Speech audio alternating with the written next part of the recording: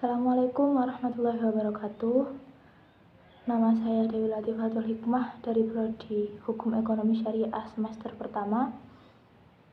Pada kesempatan hari ini saya akan mencoba menerangkan tentang mata kuliah PIH Pengantar Ilmu Hukum yang dengan dosen pengampu Ibu Nuni Azizah. Sebelum membaca materinya, sebaiknya kita membaca bacaan bismillah dulu. Bismillahirrahmanirrahim. Untuk materi yang akan saya bacakan yang pertama adalah hak dan kewajiban. Pengertian pertama, saya akan menerangkan tentang pengertian hak. Hak adalah sesuatu yang mutlak menjadi milik kita dan penggunaannya tergantung pada kita sendiri. Jadi, sebuah hak itu sudah ada dari lahir yang dimiliki oleh setiap perorangan tersebut.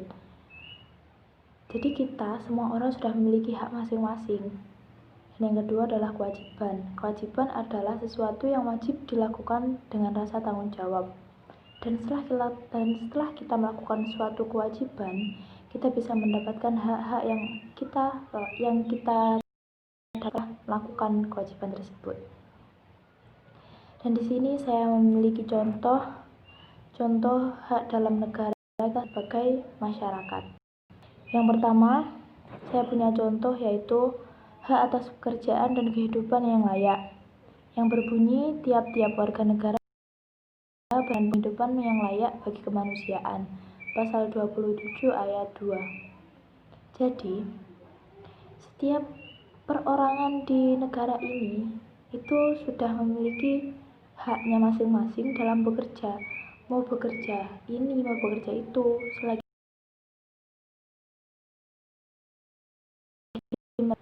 mereka mampu dan selagi itu tidak bertentangan dengan hukum di Indonesia, maka semua itu dibolehkan. Mereka memiliki hak untuk itu. Contoh yang kedua yaitu hak atas kelangsungan hidup yang berbunyi setiap anak berhak berkelangsungan hidup, tumbuh dan berkembang. Pasal 28 ayat 1. Nah, dari pasal ini dapat kita ketahui bahwa setiap anak itu berhak untuk bersekolah, berhak untuk bermain dengan kawan-kawan sebayanya, berhak untuk berkembang dengan kemampuan dirinya tanpa harus dibatasi oleh orang tua ataupun siapa. Mereka punya hak untuk bersekolah seperti itu. Ada yang contoh yang ketiga adalah hak pengakuan, jaminan, perlindungan, dan kepastian hukum yang adil serta perlakuan yang sama di atas hukum. Ini pasal 28D ayat 1. Jadi gini, setiap orang, baik itu orang suku Jawa, suku Madura, suku Dayak, suku manapun, orang dari manapun, orang berkulit putih, orang kaya, orang miskin, orang pejabat, Pak Yai, ataupun siapa, itu di mata hukum harus sama. Tidak boleh adanya kalau karena kamu saudaraku, kamu bisa dapat keringanan dalam sebuah hukum. Gak bisa. Seperti itu gak bisa. Terus saya akan membawakan contoh kewajiban. Yang pertama, ini kewajiban bagi masyarakat Indonesia ya. Wajib ikut serta dalam usaha pertahanan dan keamanan negara. Ini pasal 30 ayat 1. Jadi selain tadi setiap warga negara itu memiliki hak masing-masing dalam beberapa hal, setiap perorangan di negara ini juga punya kewajiban. Kewajiban yang tadi saya bacakan itu kewajiban dalam mempertahankan negara.